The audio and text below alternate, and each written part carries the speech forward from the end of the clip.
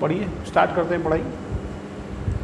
तो चलिए देखते हैं हम लोग इसमें दो वेक्टरों का सदिश गुणन क्या होता है, वेक्टर प्रोडक्ट क्या होता है। ठीक है, मैंने बताया था कि अगर दो वेक्टर्स के प्रोडक्ट से, दो वेक्टरों के गुणनफल से बनने वाली जो राशि है वो सदिश हो, एक वेक्टर क्वांटिटी हो, तो इसे वेक्टरों का वेक्टर प्रोडक्ट कहते हैं।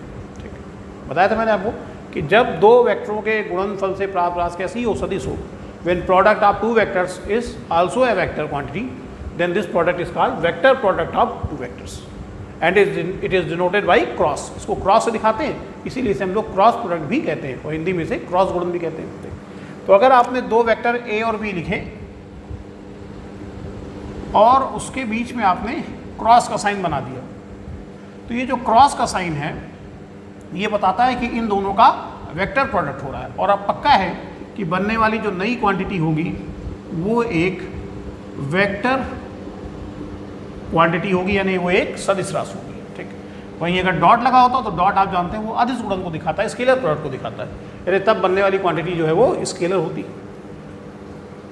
अब जैसे हमने दो वेक्टरों के डॉट प्रोडक्ट का फॉर्मूला पढ़ा था कि A vector dot B vector equal to A B cos theta होता है, वैसे ही जरा देखिए कि दो वेक्टरों के क्रॉस प्रोडक्ट का फॉर्मूला क्या होता है। दो वेक्टरों के क्रॉस प्रोडक्ट का formula A vector cross B vector equal to होता है ए बी साइन थीटा, जहाँ ए क्या है पहले वेक्टर का मैग्नीट्यूड है, बी क्या है दूसरे वेक्टर का मैग्नीट्यूड है, मैग्नीट्यूड यानी परिमाण, और थीटा क्या है ए और बी के बीच का एंगल है।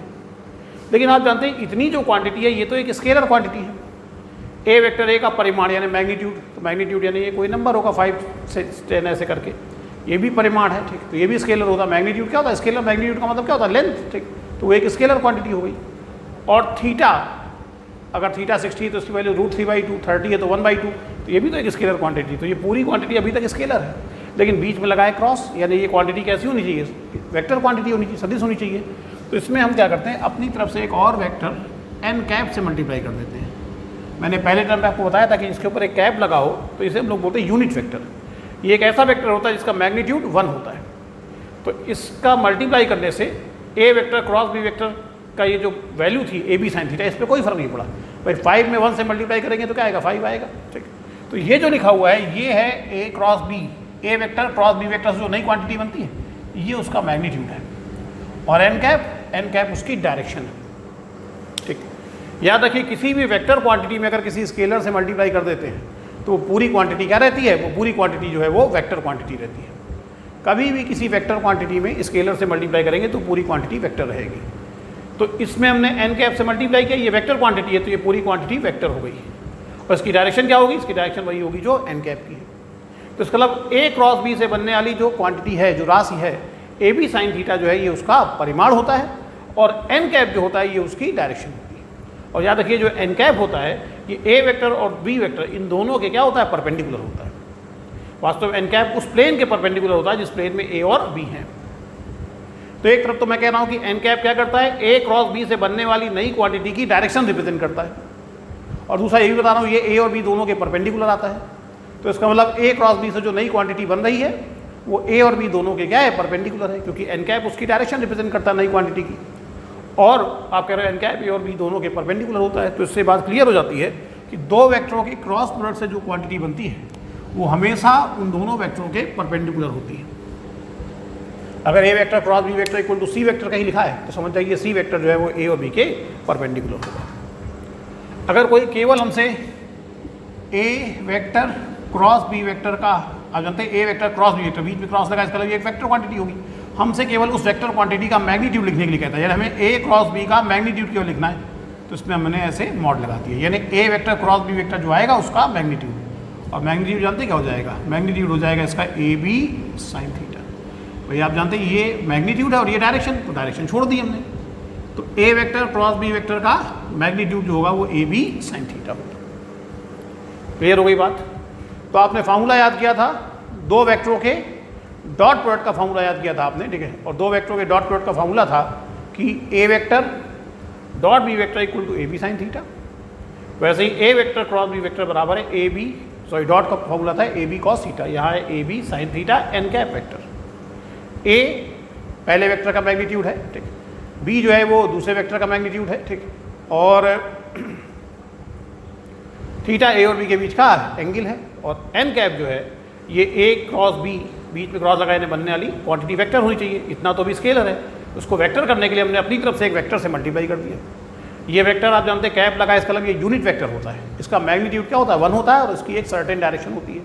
और एन कैप जो है इस पूरी क्वांटिटी को वेक्टर करने के लिए लाया गया है, तो इसके मल्टीप्लाई करने से पूरी क्वांटिटी वेक्टर हो गई। इसका मतलब एन कैप जो है ये ए क्रॉस बी से बनने वाली जो नई वेक्टर क्वांटिटी है उसकी डायरेक्शन को रिप्रेजेंट करता है। और ए बी साइन थीटा उस नई क्वांटिटी का मैग्नीट्यूड है, ठीक। और एन कैप मैंने बताया ये ए और बी दोनों के परपेंडिकुलर होता है। इसका मतलब दो वेक्टरों के क्रॉस प्रोडक्ट से जो नई क्वांटिटी बनती है वो हमेशा उन दोनों वेक्टरों के क्या होती है, परपेंडिकुलर होती है। क्लियर हो गई बात इतनी सी, सबकी समझ में आ गई ये बात, ठीक। दो वेक्टरों का क्रॉस प्रोडक्ट क्या होता है समझ में आ गया, ठीक। अब आते हैं इसकी कुछ प्रॉपर्टीज़ क्या हैं। पहली प्रॉपर्टी तो आप यही शामिल कर लो कि दो वेक्टरों के क्रॉस प्रोडक्ट का अगर मैग्नीट्यूड लिखना है केवल तो एन कैप छोड़ दीजिए, एन कैप डायरेक्शन बताता है, एन कैप छोड़ दिया तो ए बी साइन थीटा ये मैग्नीट्यूड हो गया। अब दो वेक्टरों का जो क्रॉस प्रोडक्ट होता है ये क्रम विनिमय नियम यानी कम्यूटेटिव लॉ जो है वो फॉलो नहीं करता है। जैसे ए वेक्टर डॉट बी वेक्टर को हम बी डॉट ए लिख सकते थे, यहाँ ए क्रॉस बी जो है वो बराबर बी क्रॉस ए नहीं होता है, ठीक। क्यों नहीं होता है? दो वेक्टर आप जानते हैं ए क्रॉस बी क्या है, एक वेक्टर, और बी क्रॉस ए ये भी एक वेक्टर है। दो वेक्टर इक्वल वेक्टर कब होते हैं, मैंने इक्वल वेक्टर पढ़ाया था, जब उनके मैग्नीट्यूड भी सेम हो और डायरेक्शन भी सेम हो। ए क्रॉस बी और बी क्रॉस ए का मैग्नीट्यूड तो सेम होगा। मैग्नीट्यूड निकालने का फॉर्मूला ये है, अगर ए क्रॉस बी का मैग्नीट्यूड निकाल ले तो वो ए बी साइन थीटा होगा, और बी क्रॉस ए का मैग्नीट्यूड निकाल ले तो वो बी ए साइन थीटा होगा। इसमें ए और बी वेक्टर ए और बी के मैग्नीट्यूड है। मान लो ए का मैग्नीट्यूड 5 है, बी का 4 है, तो 5 × 4 करो या 4 × 5 करो, आएगा तो उतना ही। तो मैग्नीट्यूड तो दोनों इक्वल होते हैं, लेकिन दोनों की डायरेक्शन जो होती है वो जस्ट अपोजिट होती है। अगर ए क्रॉस बी ऐसे बाहर की ओर है तो बी क्रॉस ए जो है वैसे अंदर की ओर होगा। दोनों एक दूसरे के जस्ट अपोजिट होते हैं। तो जरा पहले मैं आपको सिखा देता हूँ दो वेक्टरों के क्रॉस प्रोडक्ट से जो नई क्वांटिटी बनती है उसकी डायरेक्शन कैसे निकालते हैं। जैसे ए वेक्टर क्रॉस बी वेक्टर की डायरेक्शन निकाली तो डायरेक्शन कैसे निकालते हैं। डायरेक्शन निकालने के एक दो रूल है जो टीचर अलग अलग बताता है। मैं आपको ये बता रहा हूँ कि जैसे मान लीजिए कोई वेक्टर ए है और ये कोई वेक्टर बी है, ठीक है। और अगर हमें ए क्रॉस बी की डायरेक्शन निकालनी है तो अपना आप राइट हैंड लीजिए और राइट हैंड में, ठीक है, उंगलियों को अगर ए क्रॉस बी की डायरेक्शन निकालनी है तो ए से बी की ओर मोड़िए। अगर बी क्रॉस ए की डायरेक्शन निकालनी तो बी से ए की ओर कर्व करिए। और ऐसा करते समय आपका अंगूठा जिस डायरेक्शन में होगा वही ए क्रॉस बी या बी क्रॉस से जो आप निकाल रहे हैं उसकी डायरेक्शन होगी। और उंगलियां जो है कर्व करेंगे किधर की ओर, ए क्रॉस बी निकालना है तो ए से बी की ओर मुड़नी चाहिए, और अगर बी क्रॉस से निकालना है तो बी से की ओर मुड़नी चाहिए। और स्मॉलर एंगल की डायरेक्शन में, जैसे मान लीजिए खुद यहाँ पे हमें मान लीजिए ए क्रॉस बी निकालना है तो हमारी उंगलियां ए से बी की ओर कर्व होनी चाहिए, यानी इस डायरेक्शन में। कुछ लोग कहते हैं ऐसे भी तो ए से बी हो रहा है, तो ये बड़ा एंगल है, स्मॉलर एंगल के होंगे, यानी छोटे कोण के अंदर से। अब देखिए हमने अपना दायां हाथ लिया, अब हमें उंगलियों को ए से बी की ओर मोड़ना है। तो अगर ऐसे करेंगे, देखिए ऐसे करेंगे तो ये बी से ए की ओर मोड़ रही है, तो ऐसे मोड़ना है। तो अगर हम ऐसे उंगलियों को मोड़ेंगे यूँ तो टूट जाएंगे, है ना, टूट जाएंगी, ठीक है। तो हमें तो मोड़ना तो ए से बी की ओर है, तो क्या ऐसे करने में मुड़ेंगे नहीं। लेकिन अगर ऐसे हाथ कर लें तो देखिए अब उंगलियां देखिए ए से बी की ओर कर्व हो रही हैं और अंगूठा किधर की ओर है, अंगूठा ऐसे बाहर की ओर आ रहा है। इसका मतलब ये हुआ कि ए क्रॉस बी की डायरेक्शन ऐसे बाहर की ओर होगी, जैसे मेरा पेन है। और अगर आप देखें तो इस समय जो पेन है ये ए और बी इन दोनों के क्या है, परपेंडिकुलर है, क्योंकि ए और बी दोनों बोर्ड के प्लेन पर बने और ये बोर्ड के प्लेन पर क्या है, परपेंडिकुलर है। तो आप देख रहे हैं ए क्रॉस बी की डायरेक्शन जो है ए और बी दोनों के परपेंडिकुलर से बाहर की ओर है। अब जरा बी क्रॉस ए की डायरेक्शन निकालिए। बी क्रॉस ए की जब डायरेक्शन निकालेंगे तो उंगलियां बी से की ओर मुड़नी चाहिए। देखिए हमने ऐसा हाथ लिया और उंगलियों को बी से की ओर ऐसे कर्व किया, यूँ ऐसे उंगलियां बी से की ओर देखिए कर्व हो रही हूँ, अंगूठा किधर की ओर है, इस समय अंदर की ओर। तो इसका मतलब अगर हम उंगलियों को बी से की ओर कर्व कर रहे हैं, इसका मतलब हम बी क्रॉस ए की डायरेक्शन निकाल रहे हैं, और वो कौन बताएगा, अंगूठा, और अंगूठा ऐसे अंदर की ओर, इसका मतलब बी क्रॉस ए की डायरेक्शन अंदर की ओर है। समझ में आ गई बात आपको अच्छे से, ठीक। तो इस तरह से अगर आपने देखा कि ए क्रॉस बी बाहर की ओर था तो बी क्रॉस ए अंदर की ओर है, ए क्रॉस बी बाहर की ओर था ऐसे तो बी क्रॉस ए अंदर की ओर है। अच्छा सोचिए बी क्रॉस ए अंदर की ओर है तो माइनस बी क्रॉस ए किधर होगा, माइनस बी क्रॉस ए बाहर की ओर हो जाएगा। किसी वेक्टर का माइनस वेक्टर में उसकी डायरेक्शन अपोजिट हो गई। तो इसका मतलब ए क्रॉस बी अगर बाहर की ओर है तो बी क्रॉस ए तो अंदर की ओर है, लेकिन माइनस बी क्रॉस ए बाहर की ओर होगा। और किसी वेक्टर का माइनस वेक्टर मतलब मैग्नीट्यूड तो वही होता है। तो हमें पता है ए क्रॉस बी का जो मैग्नीट्यूड है बी क्रॉस ए का मैग्नीट्यूड वही रहता है, बी क्रॉस ए का मैग्नीट्यूड वही है तो माइनस बी क्रॉस ए का मैग्नीट्यूड भी वही होगा, और डायरेक्शन भी ए क्रॉस बी की जैसी ही हो जाएगी। इसका मतलब ए क्रॉस बी बराबर बी क्रॉस ए नहीं होता है, बल्कि हम ए क्रॉस बी को बराबर लिख सकते हैं माइनस बी क्रॉस ए के, क्योंकि ये और ये तो अपोजिट डायरेक्शन में होंगे, लेकिन बी क्रॉस ए जिस डायरेक्शन में होगा माइनस बी क्रॉस ए उसकी अपोजिट हो जाएगा, अपोजिट होने के मतलब वो ए क्रॉस बी की डायरेक्शन में आ गया। तो ए क्रॉस बी और माइनस बी क्रॉस ए ये जो दो वेक्टर होंगे ये मैग्नीट्यूड में भी सेम होंगे और डायरेक्शन में भी अपोजिट होंगे, तो ये दोनों इक्वल वेक्टर कहलाएंगे। तो A cross B minus B cross A के बराबर होगा। तो यहाँ पर ए क्रॉस बी बराबर बी क्रॉस नहीं होता, बल्कि ए क्रॉस बी बराबर माइनस बी क्रॉस ए होता है। ठीक, इसका मतलब होता है कि अगर हम ये कह सकते हैं आपकी जब हम इसका ऑर्डर चेंज करते हैं, आगे वाले को बाद में बाद वाले को पहले लिखते हैं, तो आगे एक माइनस साइन लग जाता है। क्यों लगता है वो मैंने बताया, ठीक है, कि ए क्रॉस बी की जो डायरेक्शन है बी क्रॉस ए की डायरेक्शन उसके अपोजिट है, इसलिए ये इसके बराबर नहीं हो सकता, क्योंकि बराबर होने के लिए मैग्नीट्यूड डायरेक्शन दोनों सेम होनी चाहिए। लेकिन ये अगर अपोजिट डायरेक्शन में है तो इसका माइनस वेक्टर यानी माइनस बी क्रॉस ए इसकी सेम डायरेक्शन में आ जाएगा, तो ये और ये फिर बराबर हो जाएंगे, इक्वल हो जाएंगे। ठीक, क्लियर है। तो जो इंपॉर्टेंट रूल बन रहा है वो ये कि क्रॉस प्रोडक्ट में अगर हम इसका ऑर्डर एक्सचेंज करेंगे तो हमें एक ऋण चिन्ह लगाना पड़ता है, एक नेगेटिव साइन लगाना पड़ता है। ठीक है, अच्छा, डिस्ट्रीब्यूशन लॉ को ये भी वैसे ही फॉलो करता है, वितरण नियम। अगर ए cross B vector plus C vector लिखा है तो ब्रैकेट ओपन करेंगे तो ए का क्रॉस प्रोडक्ट बी के साथ भी होगा प्लस ए का क्रॉस प्रोडक्ट सी के साथ भी होगा, ए का क्रॉस प्रोडक्ट बी के साथ और ए का क्रॉस प्रोडक्ट सी के साथ होगा। ये कहलाता है वितरण नियम, डिस्ट्रीब्यूशन लॉ। अच्छा, फोर्थ पॉइंट आप याद रख सकते हैं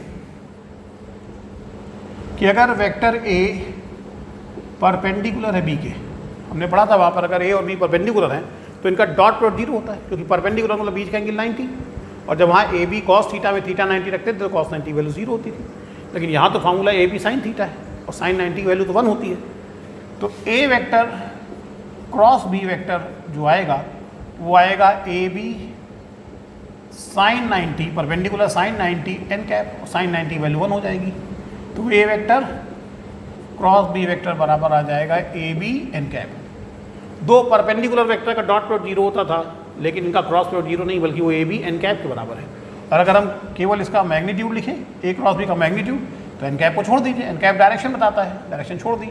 तो इसका मतलब दो वेक्टर अगर एक दूसरे के परपेंडिकुलर हैं तो उनके क्रॉस प्रोडक्ट का जो मैग्नीट्यूड यानी जो परिमाण होता है वो उन दोनों वेक्टरों के अलग अलग मैग्नीट्यूड के प्रोडक्ट यानी गुणनफल के बराबर होता है।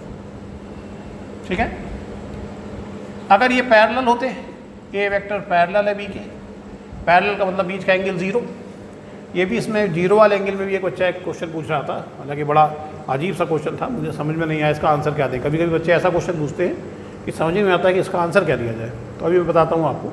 फिलहाल अगर ए पैरेलल है बी के तो थीटा यहाँ क्या रखेंगे जीरो, और साइन जीरो की वैल्यू क्या हो जाएगी, जीरो हो जाएगी। तो ये पूरा वेक्टर जीरो हो जाएगा। ठीक, तो A vector cross B vector equal to zero आएगा। ठीक, लेकिन चूंकि बीच में क्रॉस लगा इसका मतलब बनने वाली क्वांटिटी कैसी होती है, वेक्टर होनी चाहिए, तो जीरो लिख देंगे तो वो भी सही होता है, लेकिन ज़्यादा करेक्ट होता है कि हम इसको जीरो वेक्टर लिखें, क्योंकि क्रॉस का मतलब बनने वाली क्वांटिटी वेक्टर होनी चाहिए। इसीलिए जीरो वेक्टर जो है वो डिफाइन किया गया था, एक ऐसा वेक्टर, ठीक है, जिसकी डायरेक्शन अनिश्चित होती है, कुछ पता नहीं उसका, और इसका मैग्नीट्यूड जीरो होता है, यानी इसको केवल एक डॉट से दिखाते हैं। समझ आई बात। तो अगर दो वेक्टर पैरेलल है तो उनका क्रॉस प्रोडक्ट जो है वो जीरो होगा, ये भी बोल सकते हैं, और या बोल सकते हैं जीरो वेक्टर होगा। क्लियर है। सिक्स्थ पॉइंट, अगर वेक्टर ए का क्रॉस प्रोडक्ट ए के ही साथ करें, जब ए का डॉट प्रोडक्ट ए के साथ करते तो क्या आता था, ए स्क्वायर। किसी वेक्टर का उसी वेक्टर के साथ जो डॉट प्रोडक्ट होता है वो उसके मैग्नीट्यूड के स्क्वायर के बराबर होता है, लेकिन किसी वेक्टर का उसी वेक्टर के साथ जो क्रॉस प्रोडक्ट होता है वो जीरो होता है। क्यों? क्योंकि ए वेक्टर के साथ कितना एंगल बनाएगा, जीरो। वही भी वेक्टर अपने ही साथ हमेशा कितना एंगल बनाता है, जीरो। तो ए वेक्टर के साथ एंगल जीरो होगा, और जब तुम यहाँ जीरो रखोगे यहाँ पर, तो A cross B equal to A B sine zero n cap, sine zero की वैल्यू जीरो, तो पूरा जीरो हो गया। अब जीरो लिखो या जीरो वेक्टर लिखो, आमतौर पर यानी कॉमनली लोग जीरो ही लिख देते हैं, लेकिन ज़्यादा करेक्ट जो है वो जीरो वेक्टर है। हम भी अक्सर जीरो ही लिख देते हैं, ठीक है, सभी लोग जीरो लिख देते हैं, लेकिन अगर देखा जाए तो बिल्कुल करेक्ट जो है वो जीरो वेक्टर है। ठीक है, तो ये इसकी मेन प्रॉपर्टीज़ हो गई। दो वेक्टर ए क्रॉस बी का फार्मूला क्या होता है, A vector cross B vector equal to A B sine theta N cap vector, जहाँ ए वेक्टर ए का मैग्नीट्यूड है, बी वेक्टर बी का मैग्नीट्यूड है, थीटा ए और बी के बीच का एंगल है, और n cap A cross B से बनने वाली नई क्वांटिटी की डायरेक्शन रिप्रेजेंट करता है। ये एक यूनिट वेक्टर होता है जो ए और बी दोनों के परपेंडिकुलर होता है। तो एन कैप डायरेक्शन रिप्रेजेंट कर रहा है बनने वाली नई क्वांटिटी की, और ये ए और बी दोनों के परपेंडिकुलर है। इसका मतलब दो वेक्टरों के क्रॉस प्रोडक्ट से जो नई क्वांटिटी बनती है वो हमेशा उन दोनों वेक्टरों के परपेंडिकुलर होती है। क्लियर है। दो वेक्टरों के क्रॉस प्रोडक्ट का जो मैग्नीट्यूड अगर लिखना हो केवल तो एन कैप को छोड़ देंगे, डायरेक्शन छोड़ देंगे, तो ए बी साइन थीटा ये मैग्नीट्यूड का फॉर्मूला हो गया केवल। A cross B equal to B cross A नहीं होता है, क्योंकि ए क्रॉस बी और बी क्रॉस ए की डायरेक्शन जस्ट अपोजिट होती है। क्योंकि जस्ट अपोजिट होती है इसलिए A cross B equal to minus B cross A लिखा जा सकता है, क्योंकि बी क्रॉस ए अगर इसके अपोजिट है तो माइनस बी क्रॉस ए इसी डायरेक्शन में हो जाएगा और ये दोनों इक्वल हो जाएंगे। यानी क्रॉस प्रोडक्ट में जब हम ऑर्डर एक्सचेंज करते हैं तो हमें एक माइनस साइन लगाना पड़ता है। दो वेक्टरों का क्रॉस प्रोडक्ट जो होता है वो डिस्ट्रीब्यूशन लॉ यानी वितरण नियम का पालन करता है। ए क्रॉस बी प्लस सी को हम लोग लिख सकते हैं ए क्रॉस बी प्लस ए क्रॉस सी, यानी जब हम ब्रैकेट ओपन करेंगे तो ये क्रॉस का जो ऑपरेशन है वो दोनों पर डिस्ट्रीब्यूट हो जाएगा, दोनों में वितरित हो जाएगा। दो वेक्टर अगर परपेंडिकुलर हैं तो उनके क्रॉस प्रोडक्ट का मैग्नीट्यूड उनके अलग अलग वेक्टरों के मैग्नीट्यूड के प्रोडक्ट के बराबर होता है। अगर वो पैरेलल हैं तो क्रॉस प्रोडक्ट जो है वो जीरो होता है, किसी वेक्टर का उसी वेक्टर के साथ क्रॉस प्रोडक्ट जो है वो जीरो होता है।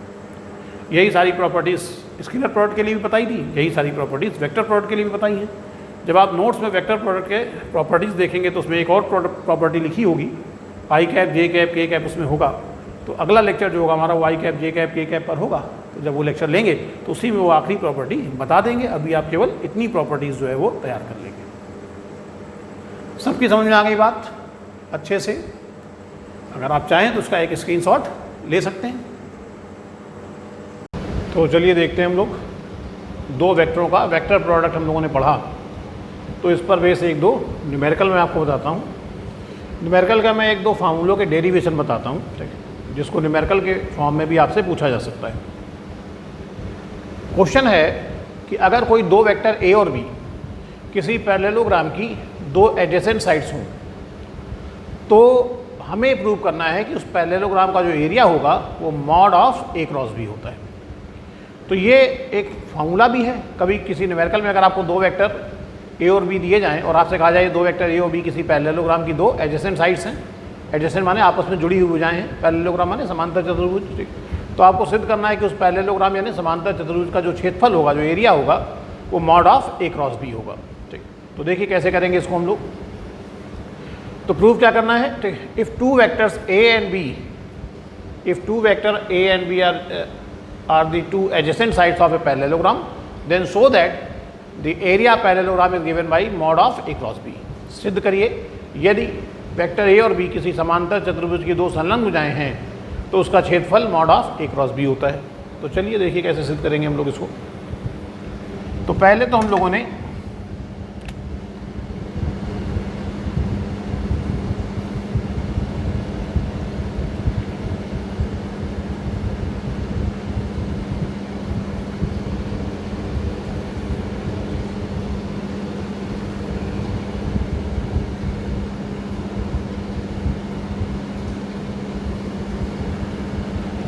ये एक पैरेललोग्राम यानी समांतर चतुर्भुज ओ पी क्यू एस बनाया और हमने मान लिया इसकी जो साइड ओ एस है ये एक वेक्टर ए है और साइड ओ पी जो है ये एक दूसरा वेक्टर बी है और ये ए और बी के बीच का एंगल जो है वो थीटा है।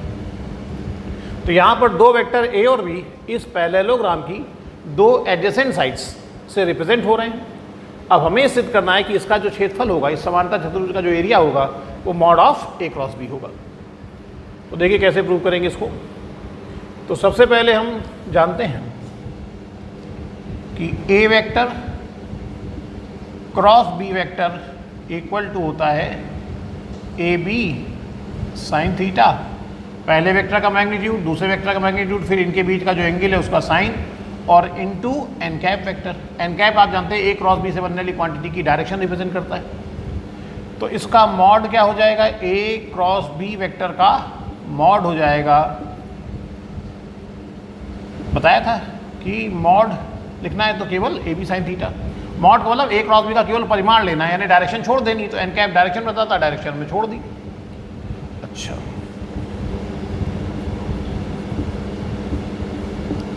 ए क्या है? वेक्टर ए का मैग्नीट्यूड, मैग्नीट्यूड यानी परिमाण। तो वेक्टर ए का परिमाण, परिमाण किसी वेक्टर का मतलब उसकी लेंथ। तो वेक्टर ए की लेंथ क्या है? O S. वेक्टर बी क्या है? बी का परिमाण यानी बी का मैग्नीट्यूड, किसी वेक्टर का मैग्नीट्यूड यानी उसकी लेंथ। तो उसकी लेंथ क्या है? O P. और आगे साइन थीटा। इसको हम इक्वेशन 1 डाल देते हैं। इसके बाद में अगर हम लोग पॉइंट P से इस OS लाइन पर एक परपेंडिकुलर ड्रा करें, पॉइंट P से OS लाइन पर एक परपेंडिकुलर ड्रा करें, लंब खींचें, मान लीजिए ये लंब T पॉइंट पे गिरता है और इस ट्राइंगल POT में देखें, in triangle POT, in triangle POT, triangle POT में इसका साइन लें अगर हम लोग, तो साइन थीटा, इसका साइन क्या हो जाएगा, इसका साइन हो जाएगा PT अपॉन OP। लिख दिया यहाँ पर हम लोगों ने PT अपॉन OP। ठीक, इस OP को इधर ले आए तो PT की वैल्यू आ जाएगी, या OP साइन थीटा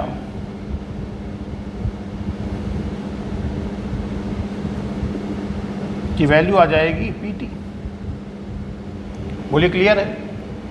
अब ये जो OP साइन थीटा है, ये यहाँ पर आप इस OP साइन थीटा की जगह, इतने की जगह ये वैल्यू आप पुट कर सकते हैं यहाँ पर। ठीक, तो ये वैल्यू हम लोग यहाँ पर OP साइन थीटा की जगह लिख सकते हैं, PT लिख देते हैं, नीचे लिख देंगे substituting above value in equation 1। बोलिए कोई दिक्कत किसी को? ठीक, तो जब ये वैल्यू आप यहाँ रखेंगे,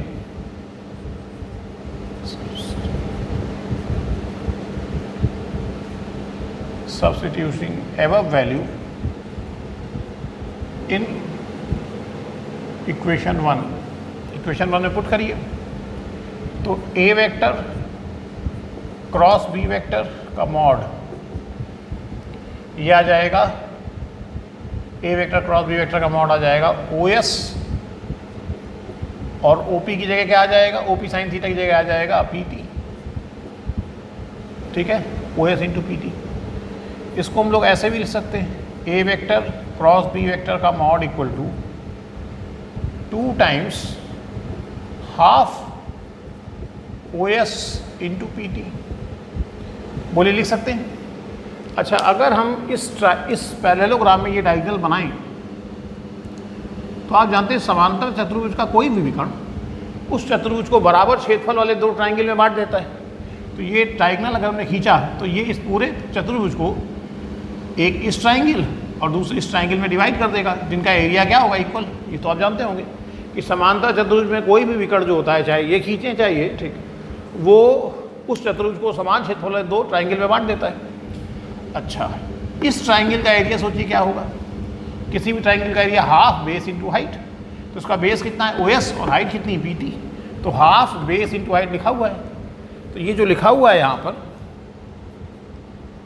mod of A vector cross B vector, तो ये तो हो जाएगा 2 area of triangle OPS। Hindi में आप लिखेंगे त्रिभुज OPS का क्षेत्रफल, तो एरिया ऑफ ट्राइंगल OPS, इस ट्राइंगल का एरिया। ठीक, और जो इस ट्राइंगल का एरिया होगा वही इस ट्राइंगल का एरिया होगा। तो इसका मतलब दोनों का, चूंकि दोनों ट्राइंगल का एरिया सेम होगा, तो हम इसका अगर डबल कर दें तो वो इस पूरे पैरेललोग्राम का एरिया आ जाएगा कि नहीं आ जाएगा। ठीक, आप कहते हैं कि ये डायगोनल इसको दो इक्वल ट्राइंगल में डिवाइड करता है, तो जो इसका एरिया है वही इसका एरिया होगा।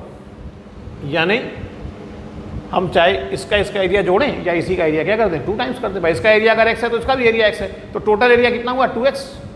वो हम ऐसे भी कर सकते थे, इसके एरिया को 2 गुना कर दें, तो इस ट्राइंगल के एरिया का जो डबल है वो तो इस पैरेललोग्राम का एरिया हो जाएगा ना। तो लिख दीजिए इसकी जगह mod of A vector cross B vector बराबर क्या आ रहा है, एरिया ऑफ पैरेललोग्राम OPQS।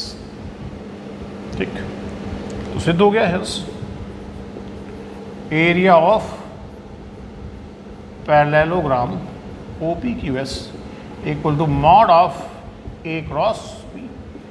तो हमने प्रूव कर दिया, अगर कोई दो वेक्टर A और B किसी पैरेललोग्राम की दो एडजेसेंट साइड्स हैं, तो उसका जो एरिया होता है वो half mod of A cross B होता है। यानी उन दोनों वेक्टर के क्रॉस प्रोडक्ट का मैग्नीट्यूड ले लीजिए, वही उस पैरेललोग्राम का एरिया आ जाएगा। सबकी समझ में आ गई बात ये अच्छे से? तो इसका आप एक स्क्रीनशॉट ले लीजिए। ये डेरिवेशन आपसे एग्ज़ाम में पूछा जा सकता है। कुछ किताबों में तो ये न्यूमेरिकल भी दिया गया है, कुछ किताबों में ये न्यूमेरिकल दिया गया है कि सिद्ध करिए अगर किसी समांतर चतुर्भुज की दो संलग्न भुजाएं वेक्टर ए और बी से निरूपित हो रही हैं तो उसका छेदफल mod of A cross B होगा। बाकी इसको आप फार्मूले के रूप में भी याद रखिए कि अगर कोई दो वेक्टर ए और बी किसी पैरेललोग्राम की दो एडजेसेंट साइड्स हैं तो उसका area mod of A cross B होता है। जब मैं आपको डॉट प्रोडक्ट और क्रॉस प्रोडक्ट के एप्लीकेशन पढ़ाऊंगा तो उस एप्लीकेशन में पहला एप्लीकेशन यही लिखा होगा। तो ये मैंने यहाँ पर प्रूव कर दिया। क्लियर हो गई बात? अच्छा, इसी तरह का क्वेश्चन और भी होता है और वो ये कि अगर कोई दो वेक्टर किसी ट्राइंगल की दो एडजेसेंट साइड्स हों तो इस ट्राइंगल का एरिया होता है half mod of A cross B. अगर वेक्टर ए और बी इस बार पैरेललोग्राम की नहीं बल्कि किसी त्रिभुज की दो संलग्न भुजाएं हैं तो उस त्रिभुज का क्षेत्रफल होता है half mod of A cross B. अब इसको प्रूव करना है। वास्तव में ये यहीं पर प्रूफ है, बस केवल क्या करना है, फिगर में ट्राइंगल की बात हो रही है तो हम ये दो साइड्स इरेज कर देते हैं, ये और ये। अब ये एक ट्राइंगल बना हुआ दिखाई दे रहा है, चलिए इसको बना देते हैं पूरा ऐसे।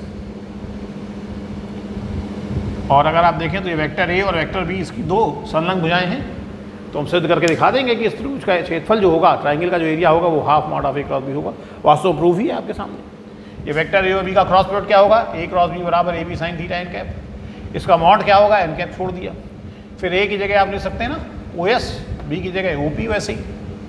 उसके बाद फिर हमने क्या किया, इस ट्राइंगल में जैसे परपेंडिकुलर ना किया, इस ट्राइंगल में वैसे ही साइन लिया, पूरा वैसे ही करते चले आइए। ठीक, यहाँ तक आ गए, बस खाली आखिरी की दो लाइन चेंज कर दीजिए बस खाली। क्या करना है, बस खाली इस टू को इधर ले आइए तो एरिया ऑफ इस टू को इधर ले आइए तो area of triangle O P S equal to half, ये इधर आएगा नीचे तो half mod of A cross B. और ओ पी एस जो ट्राइंगल है, ओ पी एस वो कैसा ट्राइंगल है, वो ऐसा ट्राइंगल है कि वेक्टर ए और वेक्टर बी उसकी दो एडजेसेंट साइड्स हैं। तो प्रूव हो गया कि अगर किसी ट्राइंगल की दो एडजेसेंट साइड्स वेक्टर ए और बी हैं तो उसका जो एरिया होता है वो half mod of A cross B होता है। ठीक, उस आखिरी की एक लाइन में चेंज है बस खाली, बाकी फिगर आपको ट्राइंगल वाला पूछा गया तो ट्राइंगल बनाइए। तो एक तरीके से आप कह सकते हैं दो क्वेश्चंस का एक ही आंसर है। तो इसको भी फार्मूले के रूप में याद रखिए कि अगर कोई दो वेक्टर ए और बी किसी ट्राइंगल की दो एडजेसेंट साइड रिप्रेजेंट कर रहे हैं तो उस ट्राइंगल का area half mod of A cross B होता है। क्लियर हो गई बात? इतनी सबकी समझ में आ गई बात? इसका भी एक स्क्रीनशॉट ले लीजिए। ले लिया सबने? तो अब हम लोग आते हैं, जो मैंने बताया था कि एक बच्चे ने क्वेश्चन पूछा था उस पर आते हैं। और वो क्वेश्चन जो पूछा था उसने मेरी समझ से तो बाहर था कि उसमें क्या उसको नहीं समझ में आ रहा है, लेकिन कभी कभी कुछ बहुत छोटी सी बातें शायद बच्चों के दिमाग में नहीं आती। चलिए देखते हैं क्या उसने पूछा था। उसने हमसे पूछा था कि सर अगर दो वेक्टर एक ही डायरेक्शन में हैं तो उनके बीच का एंगल 0 कैसे होगा, और अगर अपोजिट डायरेक्शन में तो 180 कैसे होगा। तो ये मेरे समझ से तो बहुत बेसिक बात है, फिर भी अगर नहीं समझ में आई तो मैं समझाने की कोशिश कर रहा हूँ कि सोचिए ये दो वेक्टर ए और बी हैं।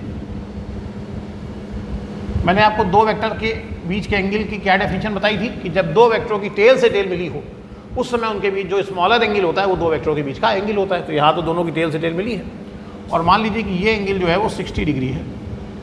तो चूंकि टेल से टेल मिली हुई है तो हम कहेंगे इस समय ए और बी के बीच का एंगल कितना है, 60 है। अब सोचिए बी को थोड़ा हमने ऐसे और झुका दिया,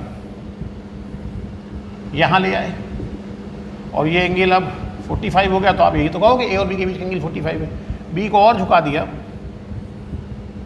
मान लीजिए ये एंगल अब 25 है, तो आप क्या कहेंगे ए और बी के बीच का एंगल 25 है। और बी को इतना झुका दिया कि वो ए के ऊपर आ गया ऐसे। तो अब तो ए और बी सेम डायरेक्शन में हो गए ना, और जब सेम डायरेक्शन में होगा तो ये एंगल 60 से घटकर 45, 45 से घटकर 25, और अब कितना बचा बीच का एंगल, 0 ही तो बचा। तो क्या आप इसमें ये नहीं देख पा रहे कि जब वेक्टर ए और बी सेम डायरेक्शन में होंगे तो उनके बीच का एंगल 0 होगा। तो साफ साफ दिखाई दे रहा है कि जब दो वेक्टर सेम डायरेक्शन में होते हैं तो उनके बीच का एंगल 0 होता है। सेम डायरेक्शन मतलब दोनों के हेड पॉइंट एक ही ओर हो। अच्छा, अगर ये एंगल घटाने की जगह बढ़ाने लगते हैं, ये बी जो 60 डिग्री एंगल बना रहा था उसको हमने ऐसे कर दिया, अब ये ए से 90 डिग्री का एंगल बनाने लगा वेक्टर बी, थोड़ा और ऐसे घुमा दिया तो अब ये एंगल और बड़ा हो गया, 120 हो गया, और ऐसे कर दिया मान लीजिए 150 हो गया।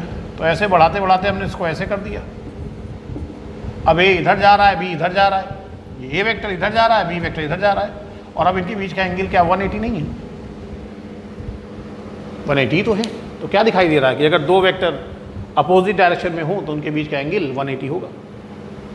तो ये बात थी। अब जिसने पूछा था वो बताएगा मुझे कि उसे समझ में आया या नहीं आया, ठीक है। ये तो बहुत सरल सी बात थी, ठीक है। तो खैर आपने पूछी थी तो मैंने आपको बताया। तो इसको आप लोग तैयार कर लें। आज का लेक्चर यहीं ख़त्म करते हैं। इसके बाद में अगले लेक्चर में मैं आपको 3 unit vectors i cap, j cap और k कैप के बारे में बताऊंगा। आपकी बुक में अगर आप बुक देखते होंगे तो आप देख रहे हैं उसमें बहुत सारे सवाल इस पर बेस हैं। आप सोचो सर जी ने अभी तक पढ़ाया नहीं, तो कल उसका नंबर आएगा और कल ही इस चैप्टर की थ्योरी भी ख़त्म हो जाएगी। तो कल का लेक्चर यानी नेक्स्ट लेक्चर जो होगा वो इससे थोड़ा काफ़ी बड़ा होगा, हो सकता है टाइम उसमें लगेगा, लेकिन जितना भी टाइम लगे कल इसकी थ्योरी हम ख़त्म कर देंगे ताकि आप अपनी बुक के जो न्यूमेरिकल हैं, कल से मेरा मतलब है नेक्स्ट लेक्चर में इसकी थ्योरी ख़त्म कर देंगे ताकि आप अपनी बुक के सवाल लगा पाएँ। तब तक इस लेक्चर को तैयार करिए, पढ़ाई करते रहिए, घर में रहिए और अपना ख्याल रखिए। Thank you.